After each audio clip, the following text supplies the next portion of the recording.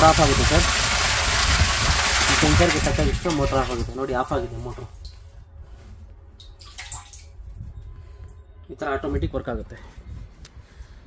ಬೋರ್ವೆಲ್ಲಲ್ಲಿ ಇದು ಸಂಪಲ್ಲಿ ಯಾವಾಗ ನೀರಿರಲ್ವೋ ಅವಾಗ ಬೋರ್ ಆನ್ ಆಗುತ್ತೆ. ಸಂಪಲ್ಲಿ ನೀರಿದ್ರೆ ಸಂಪ್ ಮೋಟ್ರ್ ಆನ್ ಆಗುತ್ತೆ. ಇದು ಸಂಪ್ ಸೆನ್ಸರ್. ಇವಾಗ ಸಂಪಲ್ಲಿ ವಾಟ್ರ್ ಇಲ್ಲ ನಿಮಗೆ.